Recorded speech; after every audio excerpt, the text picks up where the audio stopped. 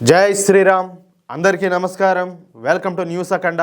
నేను మీ కస్తూరి శ్రీధర్. మిత్రులారా, రెండు ఒప్పందాలతో మన భారతదేశం ఒకేసారి ఈ ఉగ్రవాద దేశమైనటువంటి పాకిస్తాన్కు అదేవిధంగా బంగ్లాదేశ్కు తద్దినం పెట్టేసింది. సరే, ఇంతకు ఆ ఒప్పందం ఏంది, ఆ కథ ఏంది అనేది ఈ న్యూస్ ద్వారా చెప్పే ప్రయత్నం చేస్తా. ఓకేనా? న్యూస్ మాత్రం నెక్స్ట్ లెవెల్లో ఉంటుంది. పాకిస్తాను, బంగ్లాదేశ్ ఇవి రెండు కూడా ముస్లిం దేశాలే. నిద్ర లేచిన దగ్గర నుంచి ఈ రెండు దేశాలు కూడా మన దేశ నాశనాన్నే కోరుకుంటూ ఉంటాయి. మామూలుగా అయితే మన భారతదేశానికి స్వాతంత్రం వచ్చిన తర్వాత మన భూభాగంలో కొంత విభజించి అదో వాళ్ళకి పాకిస్తాన్ అని చెప్పేసి వాళ్ళకి కొంత భూభాగాన్ని ఇచ్చారు. సరే, బాగానే ఉండాలి. ఆ పాకిస్తాన్లో మళ్ళీ ఓళ్ళోళ్ళు కొట్టుకొని తెచ్చామంటే ఏది న్యాయం వైపు ధర్మ వైపు నిలబడాలని చెప్పేసి ఈ బంగ్లాదేశ్కి అండగా నిలబడి వీళ్ళకి బంగ్లాదేశ్ అని చెప్పేసి ఒక దేశాన్ని మనం ఏర్పాటు చేసినాం. అది కూడా ఏది మనం అన్ని త్యాగాలు చేసి. అయినా కూడా వాళ్ళకు విశ్వాసం లేదు, వీళ్ళకు విశ్వాసం లేదు. రెండు కూడా మన దేశ నాశనాన్ని కోరుకుంటాయి. సహజంగా ఏ దేశమైనా సరే మేమేదో గొప్పగా ఎదగాల, బాగా మన దేశం ఆర్థికంగా బాగుండాలా, అదేవిధంగా శక్తివంతమైనటువంటి మిలిటరీ వ్యవస్థను ఏర్పాటు చేసుకోవాలని చెప్పేసి ఈ విధంగా అన్నీ కూడా కోరుకుంటూ ఉంటాయి. కానీ ఈ పాకిస్తాను అలాగే ఈ బంగ్లాదేశ్ మాత్రం మేము నాశనం అయిపోయినా పర్వాలేదు, కానీ భారత్ మాత్రం సర్వనాశనం అవ్వాలని చెప్పేసి కోరుకుంటాయి. అదేందో పెద్దవాళ్ళు సామెత చెప్తా ఉంటారు, చెడపకరా చెడేవని చెప్పేసి ఇలాంటి లఫ్ఫుట్ మండలను చూసే చెప్తా ఉంటారు అనమాట. ఎందుకంటే ఇవి రెండు కూడా జిహాదీ దేశాలే. వాళ్ళ బుద్ధి అటగా ఇంకెట్ట ఉంటుంది. అందుకే నేను ఎప్పుడు కూడా చెప్తా ఉంటా, ఈ రెండు దేశాలకు ఉచ్చ నీచాలు ఉండవు. మంచి చెడు విచక్షణ అనేది అసలే ఉండదు. మానవత్వం, కరుణ, జాలి, దయ అన్న పదాలకు కనీసం అర్థం కూడా తెలియనటువంటి నికృష్ట పుండా కొడుకులు వీళ్ళంతా కూడా అని చెప్పేసి నేను పదే పదే చెప్తానే ఉంటా. మిత్రులారా, ఒక్కసారి ఆలోచించండి. మనం ఆనందంగా జీవించాలని, గొప్పగా బతకాలని, అందరిలో కూడా ఉన్నతంగా ఉండాలని చెప్పేసి కోరుకుంటూ మన ధర్మాన్ని అయితే మనం గొప్పగా ఆచరిస్తాం. అవునా కాదా? అంటే మతం అనేది మన జీవన వ్యవస్థను మెరుగుపరుస్తుంది అనమాట. కానీ ఈ జిహాదీ ముండా కొడుకులు మాత్రం మతం పేరు చెప్పి మానవహోమాన్ని అయితే సృష్టిస్తున్నారు. ఏది పడితే అది చేస్తున్నారు. అసలు వీళ్ళను చెప్పాలంటే దగ్గరికి రానియడం కూడా మహాపాపం అయిపోయింది. అట్లున్నదనమాట.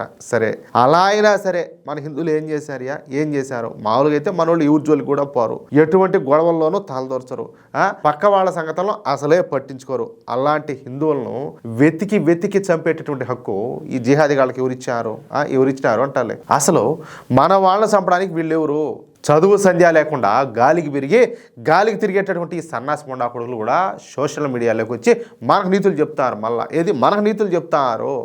ఈ దరిద్రులు ఈ విధంగా చేస్తూ ఉంటే దేవుడు కూడా చూస్తా కూర్చోడు. వీళ్లకు ఖచ్చితంగా మెట్టుతో కొట్టేట్టు తగిన బుద్ధి అయితే చెప్తాడు. ఇప్పుడు చెప్పాలంటే అదే జరిగింది. సరే, అసలు విషయానికి వస్తే పాకిస్తాను అదేవిధంగా బంగ్లాదేశ్లకు అమెరికా అలాగే యూరోపియన్ యూనియన్ దేశాలు అడుక్కు తినే దేశాల హోదాను కల్పించి ఆ దేశాలు చేసేటటువంటి ఎగుమతులపైన పన్నులను అయితే పూర్తిగా తొలగించినాయి. ఇదేదో నేను జోక్గా చెప్తున్నాను అనుకుంటారు, నిజంగానే పూర్ కంట్రీ స్టేటస్ అయితే ఇచ్చినాయన్నమాట. అంటే బంగ్లాదేశ్ అదేవిధంగా పాకిస్తాన్లో ఈ యూరప్ దేశాలకు అలాగే అమెరికాకు చేసేటటువంటి ఎగుమతులపైన 0% పన్నులు అయితే ఉంటాయన్నమాట. అంటే అసలు పన్నులే ఉండవు. 2013లో పాకిస్తాను అలాగే ఈ బంగ్లాదేశ్కు ఈ అభివృద్ధి చెందినటువంటి దేశాలు ఈ అడుక్కు తినేటటువంటి హోదాను కల్పించినాయి. దీంతో ఇక పాకిస్తాను అలాగే బంగ్లాదేశ్ ఈ రెండు దేశాలు కూడా చాలా రేగిపోయినాయి. మామూలుగా కూడా కాదు. ముఖ్యంగా బట్టలు, రెడీమేడ్ దుస్తులు, షూసు, ఫుట్వేరు, అలాగే లెదర్ ఉత్పత్తులు, అలాగే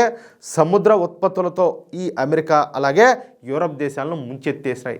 ఎలాగూ ఈ మతతత్వ దేశాల మీద ఎటువంటి పన్నులు కూడా లేవు కాబట్టి తమ దేశంలో ఉత్పత్తి అయ్యేటటువంటి ప్రతి వస్తువును కూడా ఈ అభివృద్ధి చెందినటువంటి దేశాలకు ఎగుమతులు చేసి ఈ రెండు జిహాదీ దేశాలు డబ్బు సంపాదించేటి అన్నమాట. అయితే డొనాల్డ్ ట్రంప్ వచ్చిన తరువాత పాకిస్తాన్ పైన 19% పన్నులు అలాగే బంగ్లాదేశ్ మీద 20% పన్నులు విధించాడు. ఏది మొన్న అన్ని దేశాల మీద పన్నులు విధించాడు కదా, ఆ టైంలో ఏంటంటే ఈ రెండు దేశాల మీద కూడా పన్నులు అయితే వేసాడు అనమాట. కానీ అదే సమయంలో మన భారతదేశం మీద ఏకంగా 50% పన్నులు విధించాడు. ఈ విషయం మీకు కూడా తెలుసు. దీంతో ఈ రెండు నీచ్ కమ్మిన దేశాలు చెప్పాలంటే పండగ చేసుకున్నాయి. తమ మీద పన్నులు విధించినప్పటికీ భారత్ మీద తమ కంటే ఎక్కువ పన్నులు విధించినందుకు ఈ రెండు దేశాలు కూడా ఏమిలా పండగ చేసుకున్నాయి, మునిగి తేలినాయట్టే ఆనందంలో. ఇక ఎప్పటిలాగానే అమెరికా అలాగే యూరప్ దేశాలకు ఈ సముద్ర ఉత్పత్తులు, బట్టలు, రెడీమేడ్ దుస్తులు, ఫుట్వేరు, లెదర్ ఉత్పత్తులను తక్కువ ధరలకే ఎగుమతులు చేయడం ప్రారంభించాయి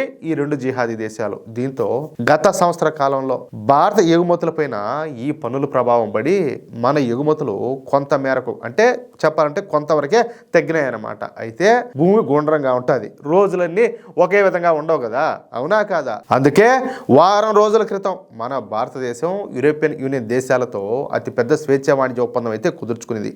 ఈ ఒప్పందం విలువ 100 లక్షల కోట్ల రూపాయలు. ఈ ఒప్పందం ప్రకారం మనం యూరప్ దేశాలకు ఎగుమతి చేసేటటువంటి 98% వస్తువులపైన 0% పన్నులు అయితే ఉంటాయన్నమాట. అంటే అసలు చెప్పాలంటే పన్నులే ఉండవు. అలాగే అమెరికాతో ఈ వాణిజ్యానికి సంబంధించి ఇప్పుడు చర్చలన్నీ కూడా జరుగుతున్నాయి. ఈ ఒప్పందాలన్నీ జరిగేదానికి ఒక స్టేజ్కి అయితే వచ్చిందనమాట. దాంతోపాటు మన భారతదేశం పైన విధించేటువంటి పన్నులను ఈ అమెరికా 18% తగ్గించింది. ఇక ఇప్పుడు అసలు ఆటైతే మొదలైందనమాట. ఇప్పుడు మన భారత్ పైన 18% పన్నులుంటే పాకిస్తాన్ పైన వచ్చేసి 19%, అదేవిధంగా ఈ బంగ్లాదేశ్ పైన 20% పన్నులు అయితే ఉన్నాయి. అంటే మనకంటే ఎక్కువగా పన్నులను ఈ రెండు దూర్త దేశాలు కట్టాల్సి వస్తుందన్నమాట. నిన్నటి వరకు అడుగు తినే దేశాల స్టేటస్ను ఎంజాయ్ చేసినటువంటి ఈ రెండు దేశాలకు ఇప్పుడు పెద్ద చావుచి పడింది. సహజంగానే మన భారతీయ ఉత్పత్తులన్నీ కూడా ఈ రెండు దేశాల కంటే నాణ్యమైనటిగా ఉంటాయన్నమాట. క్వాలిటీ ఎక్కువ మనవి. పైగా మనం వ్యాపారాన్ని నిజాయితీగా చేస్తామన్న పేరు కూడా ఉండాలి. దానికి తోడు ఏంటంటే మనం కట్టాల్సినటువంటి పన్నులు కూడా తక్కువగానే ఉన్నాయి. కానీ ఈ బంగ్లాదేశ్ అదేవిధంగా ఈ పాకిస్తాన్ పరిస్థితులు అట్టగా కదా. ఇక నుంచి ఈ రెండు దేశాలు కట్టాల్సిన పన్నులు మన దేశం కంటే ఎక్కువగానే ఉన్నాయి. పైగా ఈ దేశాలకు సంబంధించినటువంటి ఉత్పత్తులు అంత నాణ్యంగా కూడా ఉండవు. పైగా ఈ దేశాల దగ్గర రా మెటీరియల్ దొరకదు. అంటే ఈ రా మెటీరియల్ను వేరే దేశాల నుంచి కొనుగోలు చేయాలన్నమాట. అప్పుడు ఆటోమేటిక్గా ఆయా ఉత్పత్తుల ధరలు అయితే పెరుగుతాయి. కానీ మనకైతే ఆ బాధ లేదు కదా.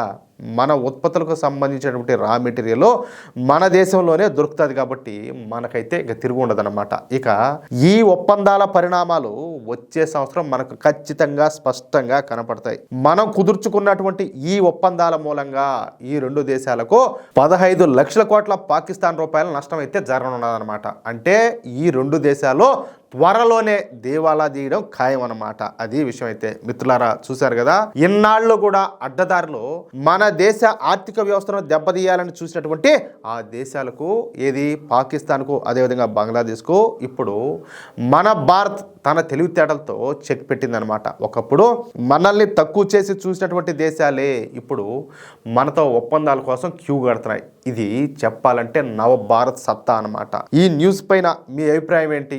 మన భారత్ తీసుకున్నటువంటి ఈ నిర్ణయం ఆ రెండు దేశాల పాలిట మరణశాసనం అవుతుందా? మీ కామెంట్స్ను కింద అయితే ఖచ్చితంగా తెలియజేయండి. ఇలాంటి మరిన్ని ఇంట్రెస్టింగ్ అప్డేట్స్ కోసం మన న్యూస్ అఖండ ఛానల్ని వెంటనే సబ్స్క్రైబ్ చేసుకోండి. అలాగే ఈ వీడియోని లైక్ చేసి తప్పనిసరిగా మీ మిత్రులకు అందరికీ కూడా షేర్ చేయండి. జై శ్రీరామ్, జై హింద్.